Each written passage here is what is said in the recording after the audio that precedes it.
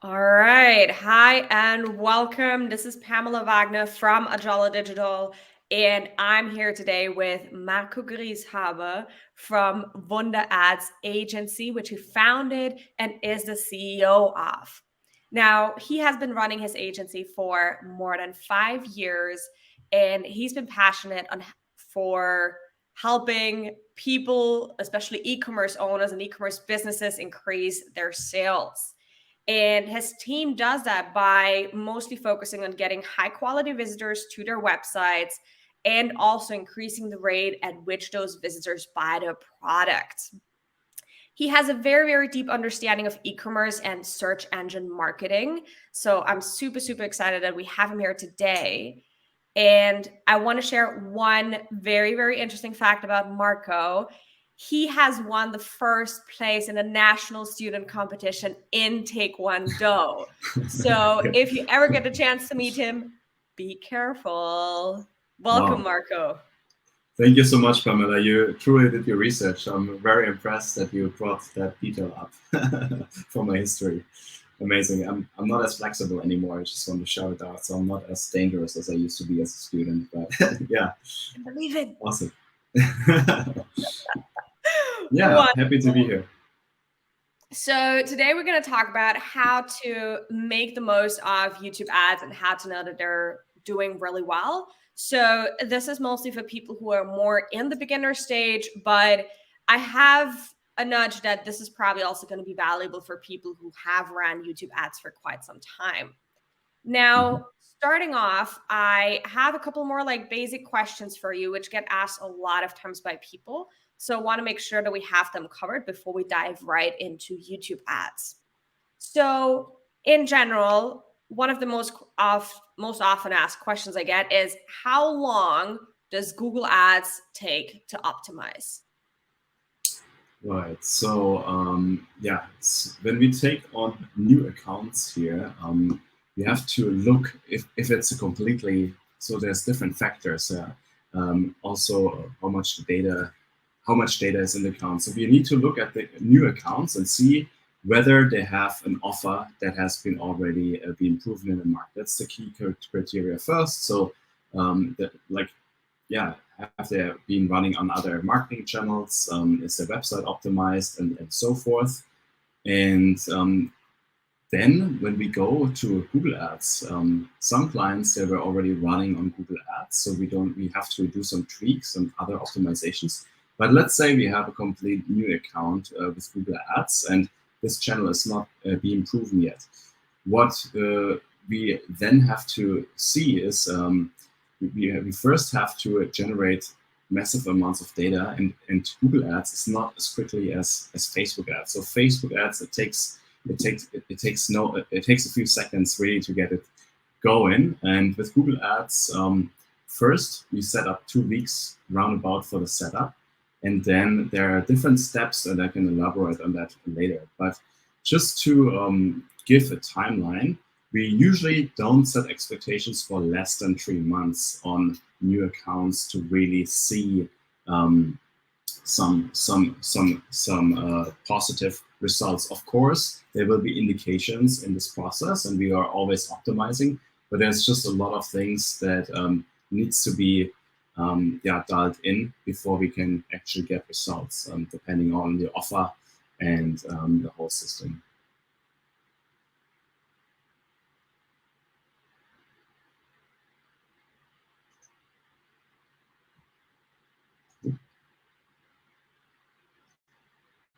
Camilla, can I hear you?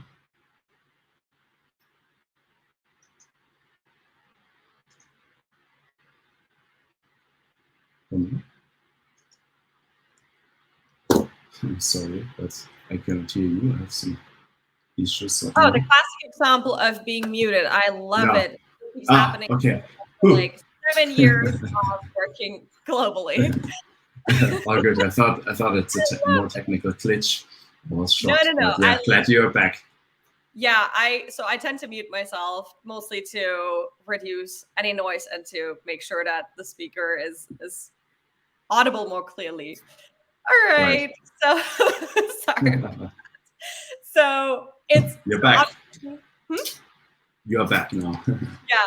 So optimizing a campaign is or campaigns is a really broad field with a lot of like what ifs, and it depends on in terms of like, what campaigns you're using, what goals you have, and so on. So can you Yeah. share like one or two aspects that you look at with almost every campaign when you optimize them? Yeah, sure. So I can give you a brief rundown first. So what we will do first is, let's say we have a new campaign, we just launch it, we have the conversion tracking installed, we have the campaigns built out, then we launch it. The first thing that we are going to look for is, do we actually get traffic there? Are the impressions running? Is the traffic running? So that has to do with the settings inside of the account. Are we having the right bid strategy? Are the keywords, are the bids correct, and whatnot? That's a very short process. It takes 2 to 3 days at max. The second stage is then looking if this traffic that we're generating is actually relevant. Are people actually looking for keywords or the search terms that are relevant to the offer? And that happens in the search terms field primarily. So we just want to make sure that this traffic is working great. Of course, there's other optimizations then that will happen as more data as we generate around the ad creatives as well. But yeah, one key or one leading indication or indicator is then, for example, the conversions. That usually takes 1 to 2 weeks, and then we can see, oh, now we're getting conversions in, the conversion tracking is set up properly. Actually, it works. This traffic is somewhat converting. Whatever conversion goal we have defined at the beginning. The conversion goal, that could be either a sale, for e-commerce it's usually a sale, or a lead generation. So when someone is signing up to your email list. And yeah, that would be the next kind of aspect that we're looking to improve and to optimize for. And only then we can also see like how much are we actually spending for this conversion. And we look at all the different settings and see, okay, what is actually providing the most efficient cost per conversion. Not always do we have the data for a lag indication right at the beginning. So like I always separate by lag indicator, which is sales or profit, which ideally you want to always optimize for profit, ideally, right? But with leading indicators, you can kind of direct towards this lagging indicator. So at the beginning, the data is small. We look at the lead indicators, and we want to optimize them for cost per conversion. We can look at different devices, different locations, and so forth. Depending then on what the goal is next, with e-commerce, we don't have a big feedback loop because usually people go to the website, they check out ideally.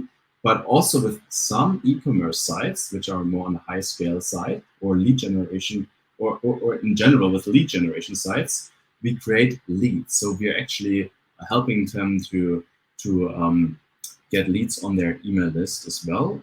That has the purpose or the dynamic as well that people are getting nurtured there. They're getting more familiarized with the brand. When they're not as ready, it's just another touch point in this whole marketing channel. So then we need to have a loop. Once we do lead generation, we need to create a feedback loop with this client to identify the lead quality. How good are those leads that we're generating in terms of, do they convert actually into sales down the road, or they have some objections, and is there anything that we could could adjust at the Google Ads side of things. Last but not least, we then optimize for sales and profit once we have that dialed in. And there are different indications inside the Google Ads account for all different aspects that we can look at, and which I can also elaborate on later. But this is so the process which can take actually up to 3 months or plus when we're looking at optimizing those those accounts. That makes sense. Yeah, absolutely. And I think it's important that you keep highlighting that this is a process that takes time, right? So it's like, Yeah, it's not a one-time thing. It's like you have to take and give it sometimes weeks or months, because that's simply how the algorithm works in Google, and because there's so many different things you can optimize for, right? So yeah, I want to slowly go over to YouTube ads. And one interesting thing that you mentioned is the search terms report if one works with search campaigns, right? Right. And most people don't even know that you can actually see what people searched for, like that triggered your keywords, right? Yeah. So going over to YouTube ads, what would be something comparable there that people could look out for to see where maybe their YouTube ads showed? When we talk about YouTube ads, we have slightly different targeting options. We have not slightly different, we have significant different options than what we have with Google search.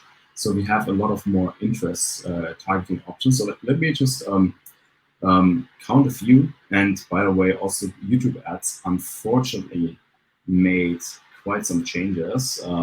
Last year, it was still possible, for example, that you were able to add placements, YouTube channels. You were just able to add them in and then to play your ads there. Plus, you had keyword targeting in YouTube ads, and they're now slowly removing it. But what works really great with YouTube advertising is, and and here I have to highlight it works really well with lead generation. That's where we see great results with. So we have remarketing campaigns. They're really great, but because people are usually from the website, they have visited the website, or you can also remarket to their YouTube channel or specific video watchers and so on. So you can actually utilize every setting that you also could do with Google Analytics. You can have users they have been visiting your website, maybe looking at 2 sites plus, so that they have a certain engagement and or over a time period. So remarketing is the first thing. The second part where you can actually have some options for optimization is then custom audiences. But the way it works is usually we set up little clusters. So we have like different, and that's a little bit more technical. We have a YouTube campaign, and when we run this custom intent targeting option, we would segment it out in different ad groups. And there we have like little keyword clusters. So you can still create keyword clusters in those custom intent. It's a functionality to bundle them in 5 to 10 keywords. And you can then see where the ads are showing on what videos and what channels. There's an option, and you can exclude those placements from your targeting. So you can still exclude certain things. For Google search campaigns, you usually exclude keywords or you put them on a negative keyword list. And here you can just use those placements and videos and exclude them as well, if that makes sense. Absolutely. Yeah. And I think these are quite some important changes that you're mentioning there. I mean, I still remember like way back, like 7, 8 years ago when I used to work at Google, we had maybe one change once a quarter or once every 6 months. And now one of the challenge with Google Ads really is to stay up to date in terms of what's happening and what's changing, what you can use, what you can't use anymore. So in terms of YouTube ads, how do you stay up to date with the latest changes? So that's a good question. Personally, I have been joining so-called mastermind groups with people, with other agency owners that are just doing the same as I do. I have to pay for that, an annual fee or a monthly fee. And then I have direct contact to those talents. And that's either in a forum or in a Facebook group where we can exchange this information. Obviously, I'm subscribed to also some of the publications, SEO Journal, and what their names are. There are quite a few blogs out there. I don't have them in the top of my mind right now because I'm a little bit nervous. But if you just look for Google Ads and SEO newsletters, there are quite some famous ones. I'm subscribed to them. They are usually announcing different feature changes. Google Ads announces them as well. So I have all the emails. I'm not putting them on a separate inbox, so they all go into my main inbox. So I also see the new feature announcements and updates that they're also introducing. And then additionally, I follow some of the key influencers in the market, either on Twitter or on Facebook. Awesome. You're having a 360-degree system of staying up to date. So So to speak. Yeah. yeah, and I mean it's important because like you can't just learn about Google Ads once and then assume that's going to be how it's going to be in a year or like 2 years Yeah. from now. It's So never going to much be. changes. Yeah. Mm. So you already talked a little bit about targeting and creatives. So in terms of targeting, what would you say are two best practices that you like to work with? So when it comes to YouTube, targeting best practices, um, so that like there are those different options that I would definitely always try out. So targeting when you have YouTube, targeting is important. Let me just maybe draw out the hierarchy here. So the first thing, what the main important aspect for any kind of business is obviously the offer that needs to be done and it needs to be proven.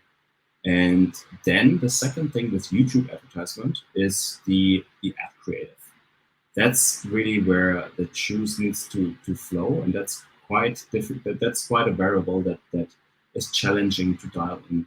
The targeting, the best practices in there is like you need to know what to target and what hierarchy. Like as I just mentioned, remarketing is a great option. You can remarket already engaged people who have already some sort of context around your brand, about your offer, because they were either on your website or on your YouTube channel. Pardon me. So you can target to those. The problem is only that it's not really scalable because you're only tailoring to this amount of people that were on the website or on this YouTube channel. So then the next best thing is those custom intent audiences. How they work is like you can plug in those clusters as we call them, like between 5 to 10 keywords into one ad group basically. They could also be URLs. So one little trick that I want to share here is that it hasn't worked out well for us yet. But you can, in theory, you can target your competitor URLs because it allows you to plug in URLs. So if you take your competitor's URL and you plug it in to this custom intent targeting, then in theory you do some competitor remarketing. So you can also remarket to the people who checked out the website of your competitor, because usually websites have a Google Analytics tag installed, and this is how the Google ecosystem works, and this is how they're also getting data. So this is a little trick. And then what can work is like in-market audiences. So you have a few selections, but you need to really dial it in and find those markets. Google is sometimes recommending you certain in-market segments as well, but you have to keep on testing them. And if you dial those in, you have also a lot of potential for scale. Yeah, I think those options to target URLs of eventually competitors or even like let's say magazine websites or news sites, whatever is important and interesting for your audience, is a very, very powerful tool that most people are unaware of, right?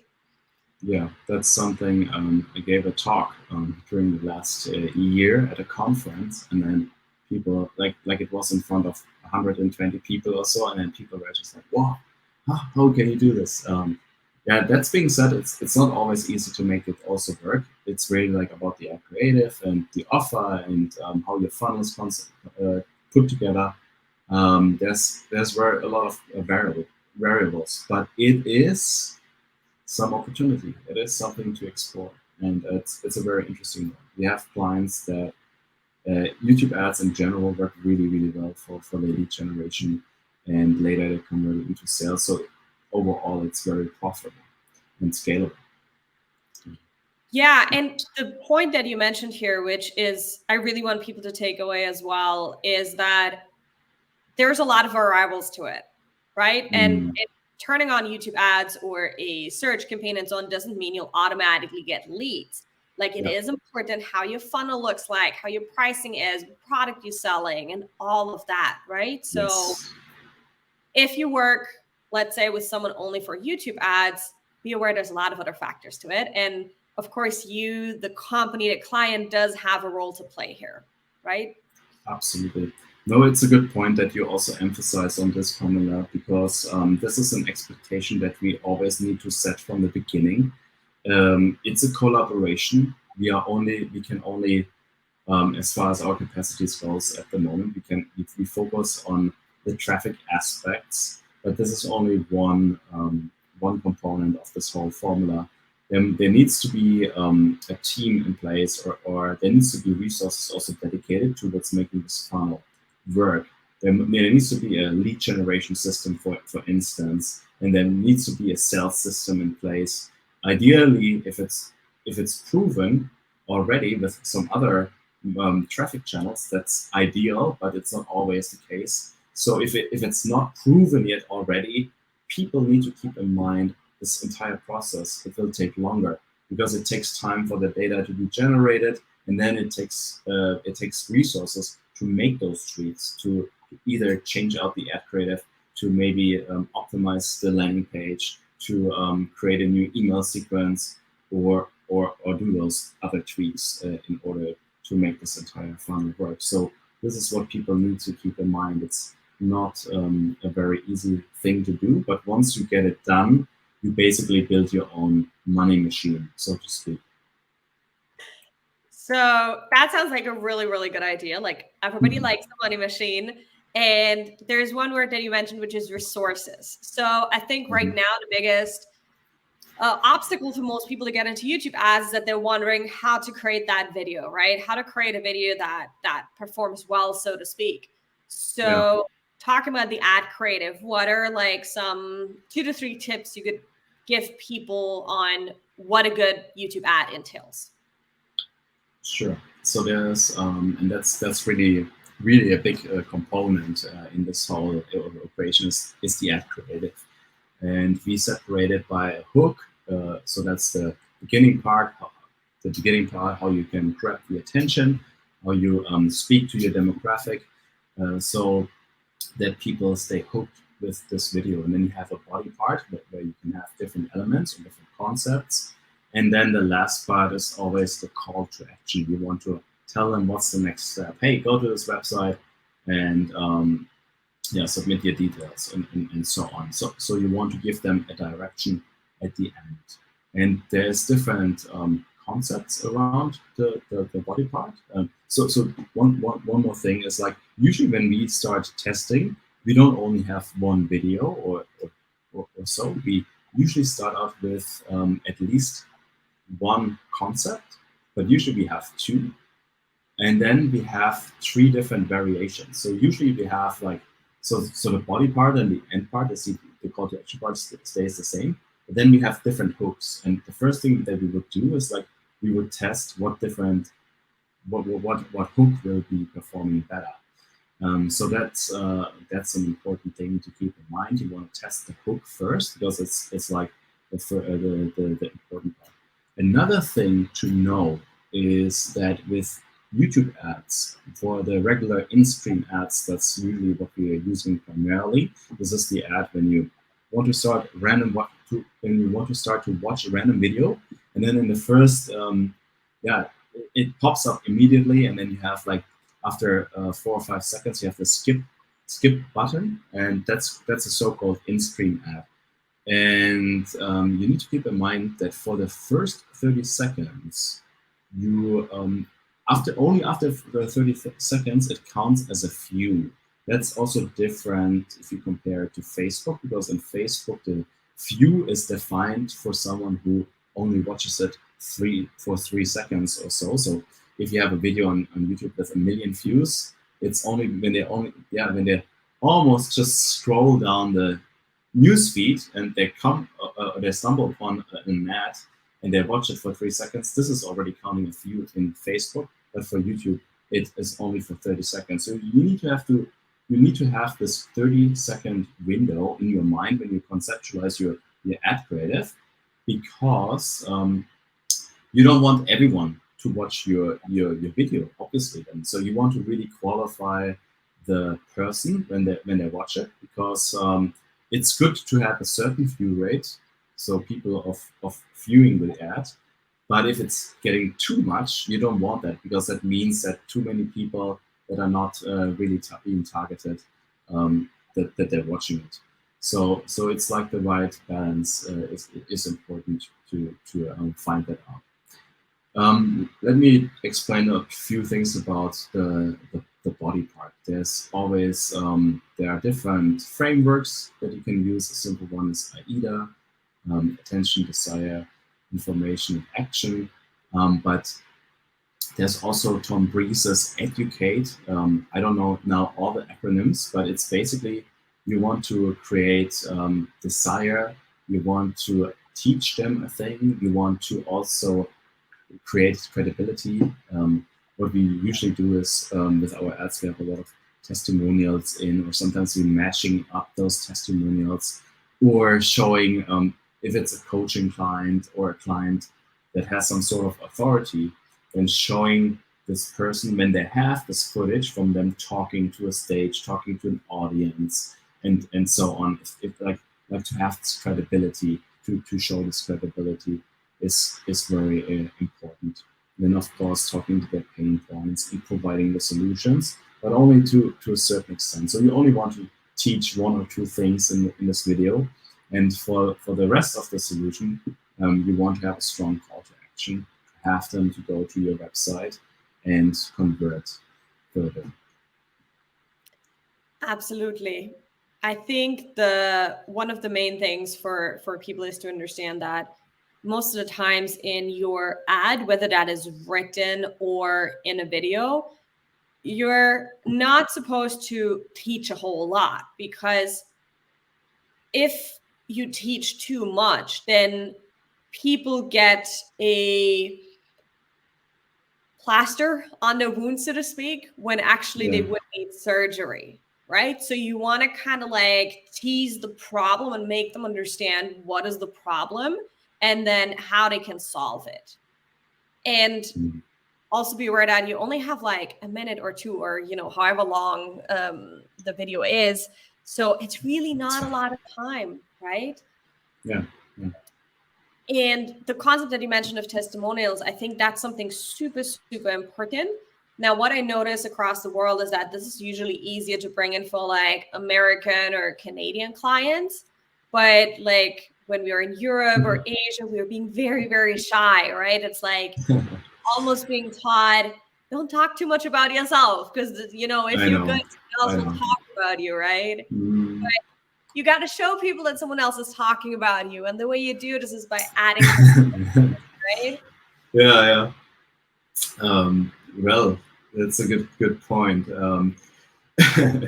I have to say I only cater to Americans, so maybe you can just hire an American. I know on Upwork there's actually actors, so no joke or semi joke. You can actually hire someone if you feel uncomfortable. You can hire an actor. If your market is internationally or in the States, then it might make sense. Um, yeah, but if you are too shy, there's also different ways. Like when there's an owner founder and they don't have a team member that they can put into this role, then what can be done is, for example, having the script and then having a voiceover that could be done by the client, or you have voiceover talents, relatively cost effective, that you can get out of Fiverr or on other platforms too. And then this video, it doesn't need to have a talking head necessarily. I do recommend it.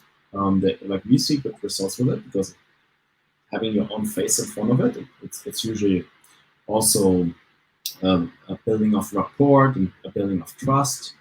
But yeah, another option is to have primarily animated videos or stock images, or like using different stock footages and putting them together. That's definitely an option to try.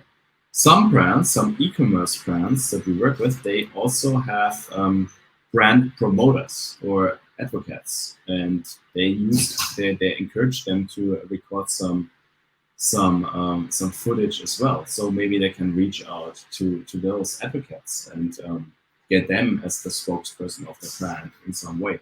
So there's multiple options that you can try to get to those resources and make it work. And if nothing, if you don't find this person, you can always have a script, have a voiceover talent, and just use some animations or stock images to put a video together and give it a shot. And plus some it doesn't need to be purely it's a so-called mixed media video where you also when you have like a product and you have like already some kind of product videos and whatnot, then you can use that. I just sorry, I just remember, or it just comes to my mind. Friends of mine, they run a very successful 8-figure e-commerce brand for lifestyle accessories. You don't see those founders actually. Oh, yeah, not true. One co-founder was in the video, but they have a team, an in-house team, with the PPC person, with the scriptwriter, with the editors, and they have even a little studio in their office. But what they do is that they hire primarily actors, relatively inexpensively, students that want to do a little bit modeling, want to do a little bit, money on the side, and they actually create very interesting ads this way as well with this kind of constellation. So there's plenty of options if you don't want to show up yourself in this regard. Yeah. Absolutely, yeah. So there's like, I would say YouTube ads are possible for everybody. It's just about taking that first step, and that first step may be the hardest, and selecting what you want to get started off with, right? Absolutely. And I think with that, what we're already touching on is kind of like the psychology behind it, because there's a lot going on in our minds and in the minds of our clients. So tell us a little bit more about the psychology of YouTube ads. Yeah, that's primarily the kind of psychology.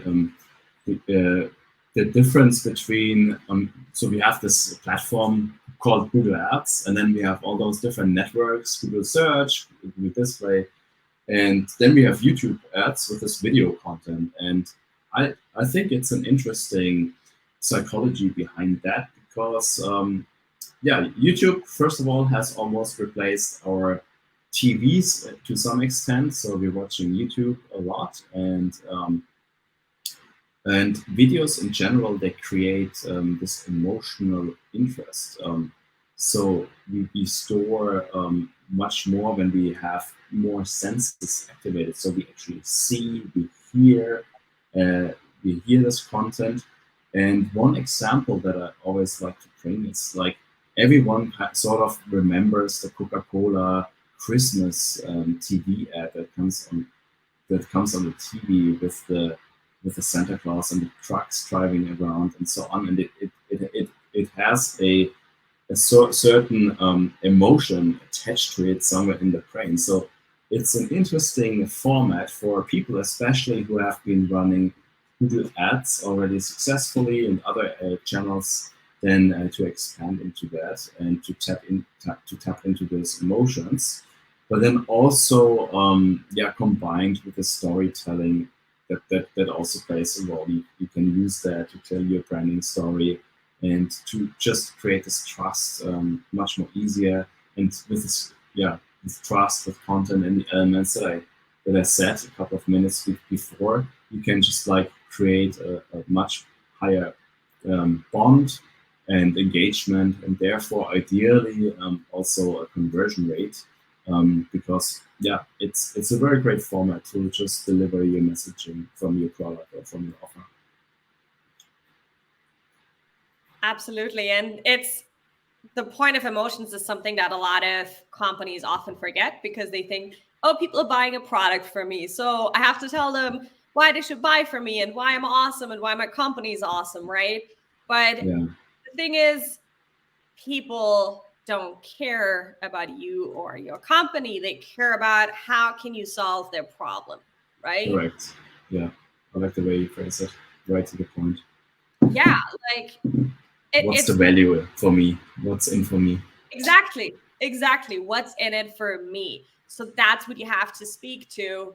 And what I always tell my students is people buy emotions, not products, right? So as you brought these examples, like we do remember certain things because of the emotions attached to it, Yeah. right? So really get clear on what emotion do you want to evoke in your ad and how can you bring that best across, right? Yes. Yeah. That's true. Hitting the point. Awesome. So before we round this up, any Mhm. last words or ideas or thoughts that come to your mind about YouTube ads or something that you'd really, really want people to know that we haven't covered yet? Those are the basics, as I mentioned it. I think just to keep in mind the hierarchy of importance is A, to have a compelling offer. And one tip is here Alex Hormozy. He has this book, $100 million offer or so, or 10 million. So he brings it all up, like how you can really have a very compelling offer. That's the key. Then have your landing pages in place, your funnel in place. Then the ad creative is really important when you have figured that out and testing out the different targeting options, and then a few settings is also important to keep in mind. So those four numbers are important. And yeah, it is about experimenting. It is about creating the data, and it's about asking the right questions about the data too. You want to not only have data for the sake of it, but you need to know what to do with it. One thing we haven't really talked so much is like there's certain metric that you can look at for doing some optimizations, like click-through rate is interesting when it comes to ad, for example. That's one metric to look at. How many people are actually clicking on it from the impression, so you know how relevant it is.